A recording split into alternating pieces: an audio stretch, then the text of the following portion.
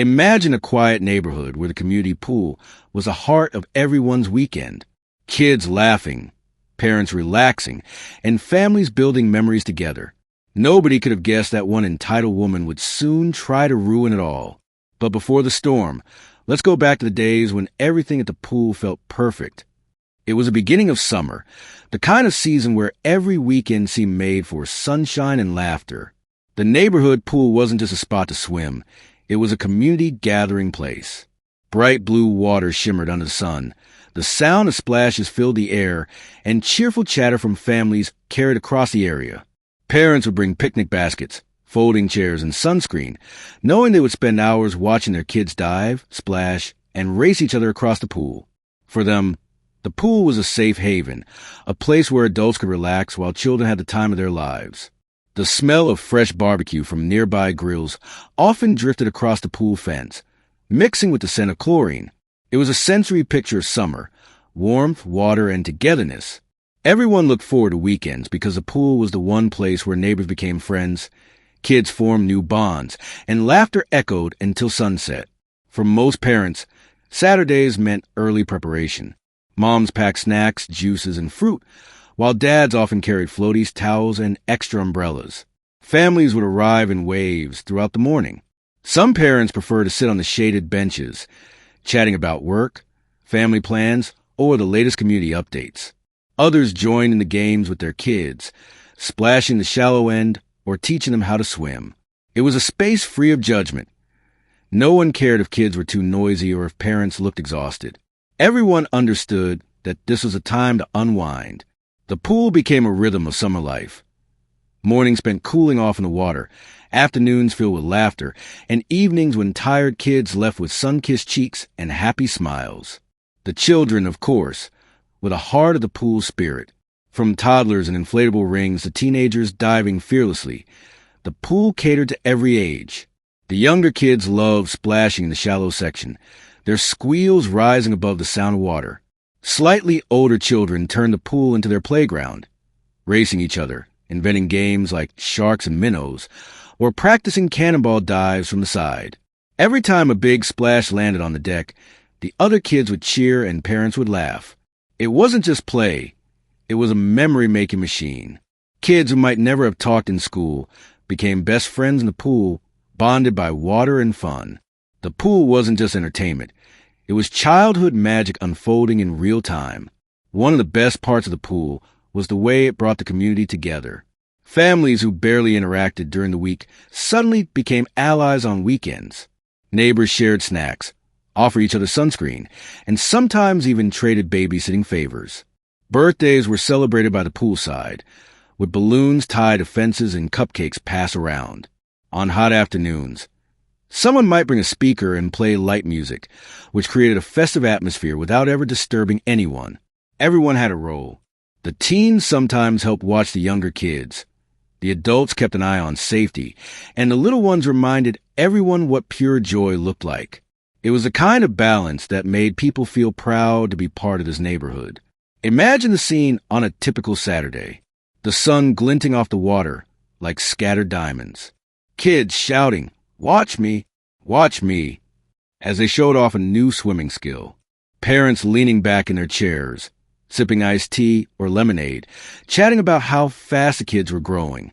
The air alive with energy, but never chaotic, just pure joy. This atmosphere was addictive. It wasn't just about swimming. It was about belonging. Every splash, every laugh, every shared smile made the pool the soul of the community. For many families, the pool wasn't just fun, it was therapy. Parents who worked long weeks found peace sitting in the sun, knowing their kids were safe and happy. Kids who struggled in school felt confident as they showed off swimming skills. The pool represented equality. No matter the job you had, the car you drove, or the size of your house, everyone was just a neighbor there. In the water, kids didn't care who was rich or struggling. They only cared about who could swim the fastest or who could make the biggest splash. This simple space built bonds that no playground or classroom could replicate. Yet, even in this perfect setting, there were small cracks that most people didn't notice. A few neighbors sometimes mentioned little complaints about noise, about wet footprints near the fence, or about pool chairs being moved. At the time, nobody took it seriously. After all, what was a community pool without laughter and a little chaos? But in the corner of the neighborhood, one person had been quietly observing. She didn't laugh with the kids. She didn't share snacks with parents. She didn't see joy in the pool. She saw disorder. And while most people were celebrating community, she was thinking of control. Of course, on those warm afternoons, no one could imagine how dramatically things would change. For now, everyone was too busy enjoying the golden days of summer, unaware that the peace of their beloved pool was about to be threatened. And so, the first chapter of the story belongs to the happiness that once filled the pool. The children's laughter, the parents' relaxation, the sense of unity. It was all real.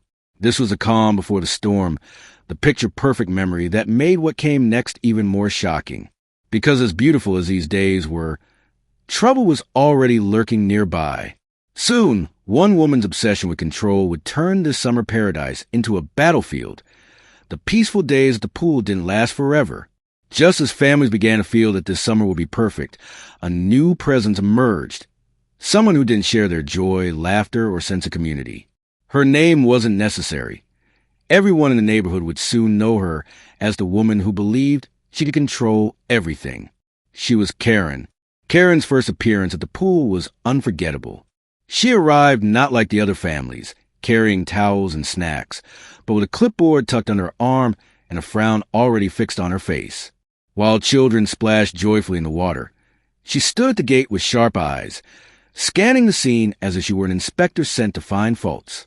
Her body language screamed entitlement. Arms crossed tightly, chin lifted high, and every step deliberate, as though she owned not just the pool but the people in it. Where parents saw laughter, Karen saw noise. Where kids saw fun, she saw disorder. It was as if she was allergic to happiness. At first, most people tried to ignore her. They assumed she was just a new resident or perhaps someone curious about the pool. But Karen wasn't there to relax or enjoy the water. Within minutes of arriving, she began pacing the edges of the pool, muttering about rules and order. A group of kids playing Marco Polo caught her attention. "This is too loud," she snapped, her voice cutting to the laughter like a whistle. The kids froze mid-game, staring at her in confusion. Parents exchanged uneasy glances, unsure if this woman had any real authority. Karen didn't stop there. She pointed to a pair of flip-flops left near the diving board. "These are a safety hazard," she declared, picking them up and tossing them aside as though she were saving lives. Her tone carried the weight of someone who expected obedience, not questions. By the end of her first afternoon, the pool's atmosphere had already shifted. The easy laughter that had filled the air now carried a nervous undertone. Parents tried to reassure their kids, whispering that it was fine to keep playing, but Karen lingered nearby, arms crossed, watching like a hawk. What stood out the most was how she positioned herself. Not with the other parents, not on a lounge chair, but at the edge of the pool like a self-appointed guard.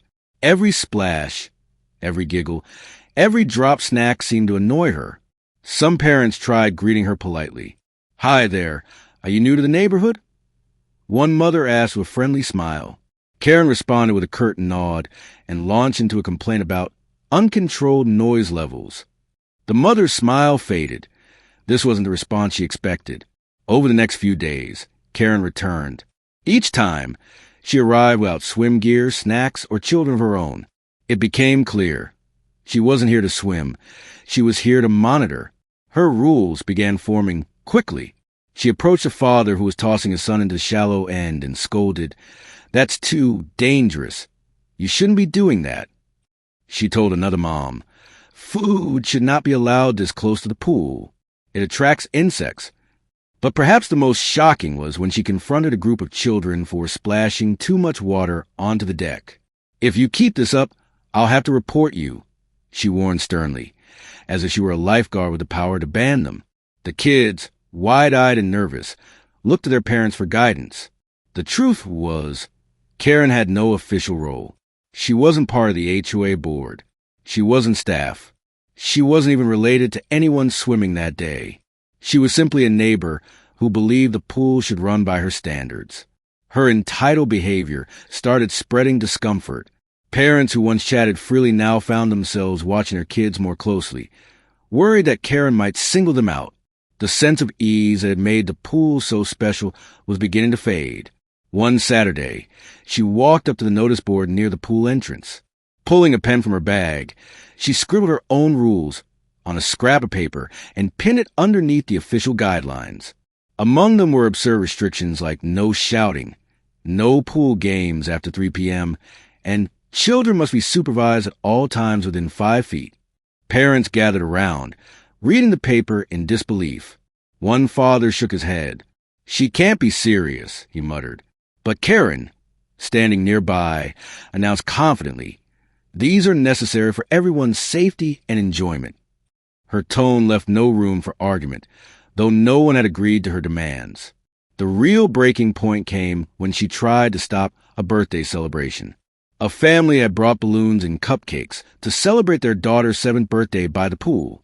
Karen marched over, arms folded, and announced, "This isn't appropriate. Parties bring mess and noise. This pool is for swimming only." The parents were stunned. Other neighbors rallied around, insisting it was fine, that birthdays had been celebrated here for years. But Karen stood firm, her voice rising. "You're violating basic rules of order." The little girl's face fell as she clutched her balloon tighter. What should have been a day of joy now felt overshadowed by this woman's interference.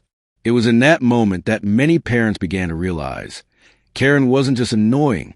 She was a threat to the very spirit of their community. Still, most parents held back. They whispered among themselves, unsure of how to confront her directly. Some hoped she'd simply get bored and leave, that her need for control would fade over time. But deep down, they all felt the same uneasy truth. Karen wasn't going anywhere. Her sense of entitlement was only growing stronger, and with every visit, she seemed more determined to impose her will on the pool. The once carefree environment now carried tension. Kids glanced nervously at the gate, wondering if she would show up. Parents sighed heavily as they packed their bags, already dreading another confrontation. And through it all, Karen walked with the air of someone who believed she was right, who believed she was a savior of order in a world full of chaos. The tension at the pool had been growing steadily since Karen's arrival, but nothing prepared the families for what she did next. After a week of hovering around, complaining about noise and splashes, she finally made her boldest move yet. She announced, loudly and confidently, that children would no longer be allowed to use the pool. It was a hot Saturday afternoon. The water glistened invitingly, and the kids, restless with energy, were already in their swimsuits, jumping, splashing, and laughing. Parents sat on their chairs, relieved to have a few hours of peace. The atmosphere was beginning to feel normal again until Karen walked in. She strode to the pool gate with her usual air of authority, carrying a stack of papers. Without greeting anyone, she marched straight to the community notice board and pinned a new sheet over the official pool guidelines. On the paper, written in bold letters with underlined headings, were rules she had clearly typed at home. Children under 16 not permitted without prior approval. No games or shouting in or near the pool. Only quiet swimming allowed. Parties and group activities strictly prohibited. The parents who saw the paper first were stunned. One father muttered, "What is this?" "Since when?" Another mother pulled the sheet off the board, only for Karen to snatch it back and pin it up again. "These are the new rules," Karen declared firmly, her voice echoing across the pool deck. "I've spoken with the HOA, and they fully support these guidelines. It's for everyone's safety and comfort." The children didn't understand the full weight of what she was saying, but they picked up enough to know it wasn't good news. "No kids." One little boy whispered to his friend, "Does that mean us?" When Karen noticed the kids looking confused, she addressed them directly, her tone sharp and condescending. "Yes, that means you. This is not a playground. The pool is not for games or noise. If you want to play, go somewhere else.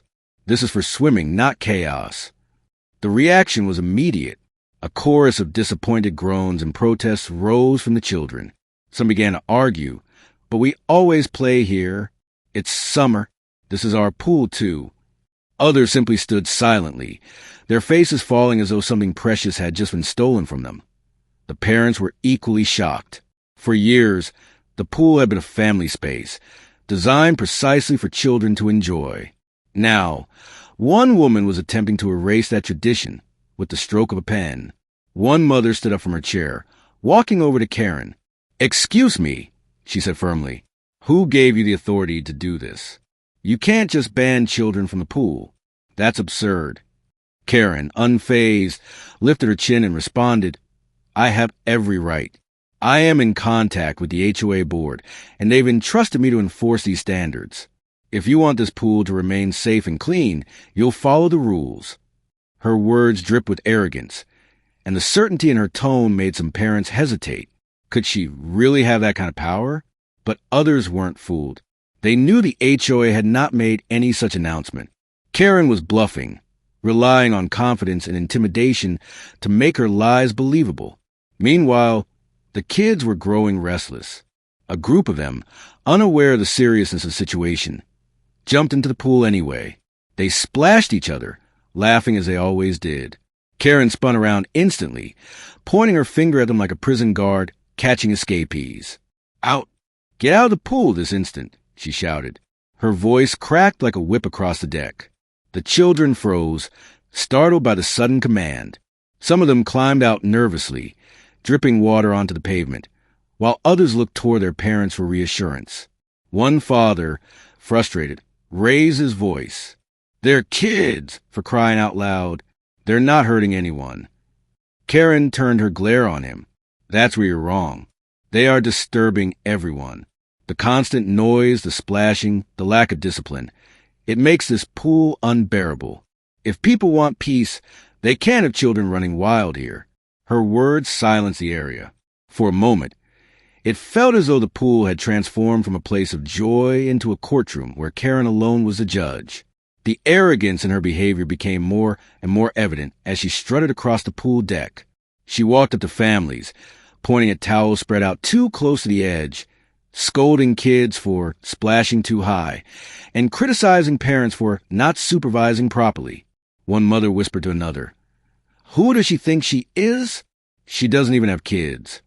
But Karen carried herself as though she were doing everyone a favor, her voice dripping with the self-importance of someone convinced she was in charge.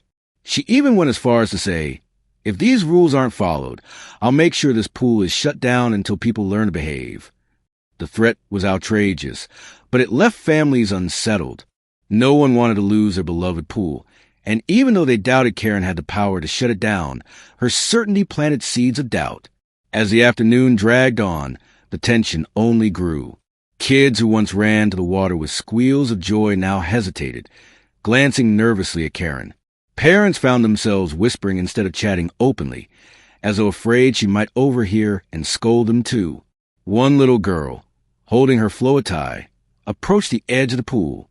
"Mommy, can I go in?" she asked softly, glancing at Karen. Her mother hesitated before nodding. "Yes, sweetheart, go ahead." But Karen's eyes narrowed immediately, and she snapped, "She shouldn't be in without close supervision. This is exactly the kind of carelessness that leads to accidents." The girl shrank back, clutching her flow tie tighter. The joy that once radiated from her face was gone. The final straw for many parents came when Karen marched over to a group of teenagers casually swimming laps. Unlike the younger kids, they weren't even playing loudly, but she criticized them too. "This is not acceptable," she barked. "You're taking up too much space. Others need the pool as well." The teens looked around in disbelief. No one else was even trying to swim laps. One of them rolled his eyes and muttered, "This lady's crazy." Karen's face turned red. "Don't you dare disrespect me. I'll make sure your families hear about this." Her tone was so harsh that even the adults sitting nearby exchanged uneasy glances. It was becoming clear. Karen didn't just dislike children. She despised anyone who didn't bend to her will. By the end of the day, the mood at the pool had completely shifted. What should have been another afternoon of carefree fun had turned into a tense, joyless experience. Parents left earlier than usual, packing their bags in silence. Kids trailed behind them, muttering complaints about how unfair it was. Karen, however, stood tall, looking satisfied. She genuinely believed she had restored order, In her mind, the pool was finally under control. She didn't notice, or perhaps didn't care, that she had stripped away everything that made the place special. The Saturday after Karen's new rules had been pinned on the board, families came to the pool with hesitation in their steps. The children still carried their floaties and goggles, but their excitement had dimmed. Parents exchanged wary glances, silently wondering if today would bring another confrontation. Karen was already there, standing near the shallow end with her clipboard in hand. She wore oversized sunglasses and had that same expression of self-importance on her face, as though she had been personally appointed to guard the pool from chaos. The children tiptoed toward the water, whispering to each other. "Do you think she'll let us play today?" one boy asked. Another shrugged nervously. They were children who should have been carefree, but instead they had learned to fear the presence of one woman. A few parents decided it was time to push back, politely at first. They couldn't allow Karen's arrogance to strip away the joy their families had always found here. One father, Michael, stepped forward. He was known in the neighborhood as a calm, reasonable man who rarely raised his voice. Approaching Karen, he said, "Look, we understand you want order, but you can't just make up rules and expect everyone to follow them. This pool has always been for families." Karen turned her head sharply, lips pursed. "I'm not making them up. These are necessary safety measures. If you had seen the kind of reckless behavior I have, you'd understand." Michael gestured toward the pool, where kids were cautiously waiting in the shallow end. "They're just playing. They're not hurting anyone." Karen scoffed. "That's what you think. It starts with harmless splashing, and before you know it, someone slips, someone gets injured, and then it's lawsuits and chaos. I'm trying to protect this community." Her words dripped with condescension, as if every parent present was too foolish to recognize danger without her guidance. A mother named Lisa, who had been quietly listening, finally spoke up. "Karen, we've been coming here for years. No one has ever had a problem with the way the kids play. Accidents happen sometimes, but that's life. You don't get to decide that they can't be kids." Karen's jaw tightened. "I'm not stopping them from being children. I'm stopping them from turning this pool into a circus." The use of the word circus made several parents frown. It wasn't just her words. It was her tone, dripping with superiority. Lisa crossed her arms. "You're overstepping. You don't represent the HOA. You don't own this pool, and you certainly don't get to dictate how other people's children spend their time." For a moment, the area went quiet. Parents who had been pretending not to watch were now openly paying attention. The air was thick with anticipation. Was someone finally going to stand up to Karen? Karen, however, didn't back down. She adjusted her sunglasses, straightened her posture, and said, "If you all refuse to listen, then I'll have no choice but to report this. The HOA will side with me, you'll see. They don't want liability issues. They'll thank me for bringing order to this chaos." Her constant mention of the HOA was starting to wear thin. Many parents had already spoken with board members before, and none of them had ever expressed such extreme restrictions. It was becoming clear that Karen was bluffing or twisting half-truths into weapons. Another father, James, finally raised his voice. "Karen, stop pretending you speak for the HOA. We know for a fact they haven't changed the rules. If you keep making threats, we'll take it up with them ourselves." Karen's eyes narrowed behind her sunglasses. "Go ahead," she hissed. "I'll have plenty of evidence to show them how disruptive this place has become." The divide in the community was now visible. A few neighbors, uncomfortable with confrontation, muttered quietly that maybe Karen had a point about safety. They weren't sided with her entirely, but fear made them hesitant to oppose her. But most parents felt anger building. They watched their children shrink back every time Karen barked at them, and it was becoming unbearable. The pool had been their haven, and this woman was poisoning it with her arrogance. That afternoon, the first small act of resistance took place. Instead of packing up early like they had done before, families decided to stay. The kids played louder, splashing more deliberately, as though daring Karen to stop them. Parents sat closer together, chatting more openly, showing Karen that they weren't afraid. Karen, of course, noticed. She marched to the edge of the pool, pointing at a group of kids playing sharks and minnows. "Out! I told you games aren't allowed," she snapped. This time, no one moved. The children hesitated, but their parents nodded reassuringly. Michael, the calm father, spoke again, louder this time. "They're fine, Karen. You don't get to order our kids around." The collective energy shifted. For the first time, Karen's commands weren't immediately obeyed. She looked around, waiting for someone to back her up, but the silence that followed wasn't compliance. It was defiance. Her face flushed with frustration. "You're making a mistake," she warned. "If something happens, it'll be on you." Lisa leaned forward from her chair. "We'll take that risk. What we won't accept is you trying to steal our children's summer." The more the parents resisted, the louder Karen became. She raised her voice so the entire pool could hear. "Do you all want injuries? Do you all want lawsuits? Because that's what you're asking for. Don't come crying to me when someone gets hurt." But instead of intimidating anyone, her rant exposed her desperation. Parents exchanged glances, some rolling their eyes, others chuckling quietly. For the first time, Karen's authority was cracking. Still, her arrogance held strong. She planted herself at the poolside, arms crossed, glaring at every child who dared to laugh or splash too loudly. She was determined to win this battle, even if it meant alienating the entire neighborhood. As the sun began to set, the tension reached a boiling point. Families stayed later than usual, refusing to let Karen chase them away. The kids, emboldened by their parents' support, played freely again. The joy that had been stolen in recent days returned, at least for a while. Karen stood rigid, clearly furious, but she had no choice but to watch. Her threats and fake rules had lost their bite when the parents stopped obeying.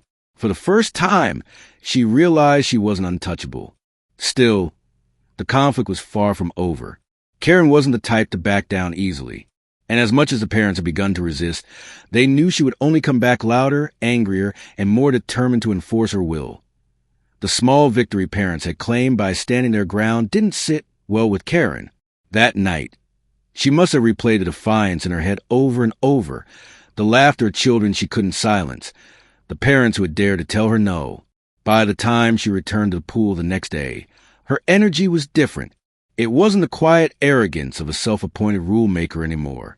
It was sharper, more hostile. She was ready for battle. Karen stormed in carrying not only her clipboard, but also a folder stuffed with papers. She walked straight to the notice board, pinned a fresh sheet of rules under the official HOA guidelines, and wrote in bold letters, "By order of the HOA, strict pool rules effective immediately." Several parents who witnessed it frowned. "By order of the HOA," whispered James, one of the fathers. "That can't be right. They haven't said anything about new rules." Karen, overhearing him, spun around. "It is right. I've spoken with HOA leadership, and they fully support these changes. If you have an issue, take it up with them. But don't expect them to side with reckless parents who let their kids run wild." Her tone was full of confidence, but there was no proof, just her word. And yet, the way she announced it, as if she were the official mouthpiece of the board, left some parents uneasy. The children, sensing the tension, hesitated before entering the pool. One little girl whispered, "Are we still allowed to play games?" Her mother bent down, forcing a smile. "Of course you can, sweetheart." But even as she reassured her daughter, her eyes lingered on Karen, who stood watched like a guard dog. Karen didn't wait for anyone to test her new rules. She began pointing people out one by one. "You, no diving near the ladder. That's against the safety clause. Your son, too much splashing. That's prohibited under noise control. And you, food by the pool deck? Absolutely not. If you don't clean it up right now, I'll be forced to file a complaint." Her voice echoed, turning what should have been a relaxing afternoon into a courtroom. Parents tried to remain calm, but the anger bubbling beneath the surface was undeniable. Things came to a head when a group of boys started a playful race across the pool. Karen charged the edge, her sandals slapping against the pavement. "Stop immediately," she barked. "Racing is forbidden without supervision.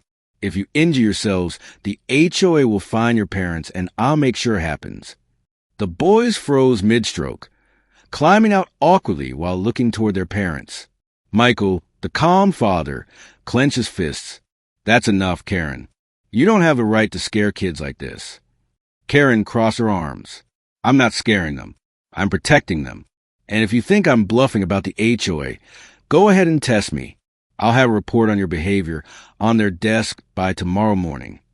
It was a clear threat, and though the parents knew she had no real authority, the sheer force of her voice left the children shaken. By the weekend, Karen escalated further. She began approaching families as they arrived, greeting them not with smiles but with accusations. You're not allowed to bring more than 2 guests. Don't try sneaking extras in. I saw your child eating chips by the pool last time.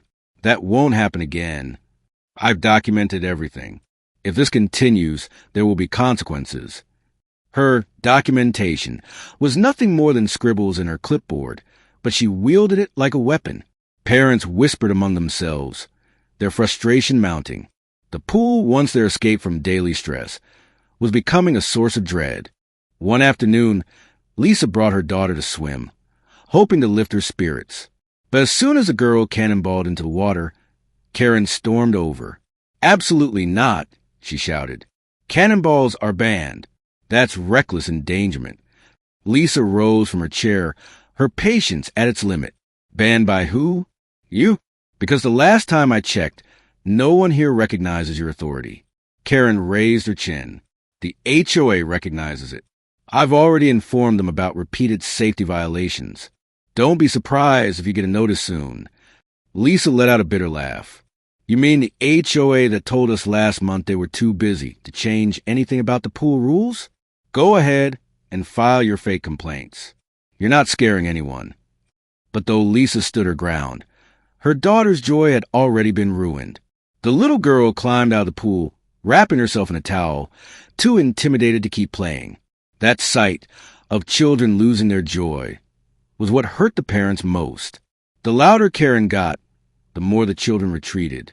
Games faded, laughter dulled, and even the simplest activities were met with sharp accusations. Some parents, overwhelmed, started leaving earlier, unwilling to subject their kids to another lecture. Others stayed out of sheer defiance, but even they admitted to each other that their patience was running thin. If this continues, we'll have to take action, Michael muttered to James one evening. We can't let her keep doing this. James nodded. She thinks shouting the loudest makes her right. But the HOA doesn't back her. I'm sure of it. She's bluffing. Still, the damage was clear. Karen's threats had turned the pool into a battleground. Parents were angry. Children were frustrated. And the atmosphere of fun had been replaced by tension. The final straw of the week came when Karen brought in reinforcements, or at least she pretended she had. Marching up to the pool gate, she announced loudly, I've been in contact with HOA representatives. They'll be reviewing this pool very soon, and when they see the lack of discipline, they'll shut it down if necessary. The word shut down rippled through the crowd. Children gasped, some even pleading with their parents, please don't let them close the pool. Parents exchanged furious looks. This was too far. Karen, emboldened by the reaction, smirked. Yes, you should all be worried. I've documented every violation. Trust me, I have the board's ear. But what she didn't realize was that her performance, so over the top and fueled by arrogance, was backfiring. Instead of intimidating the parents, it united them in their anger. That evening, as the sun dipped low and families packed their bags, a quiet determination spread among the parents. They were done being polite, done tolerating Karen's false authority. Lisa whispered to Michael and James, if she keeps dragging the HOA into this, then we'll go them ourselves. We'll settle this once and for all. Michael nodded firmly, agreed, no more letting her shout us into submission. It's time we push back harder. Karen, still standing by the gate with her clipboard, mistook their silence for victory. She had no idea that her threats and false complaints had pushed the community to a breaking point, one that would soon turn the conflict into something much bigger.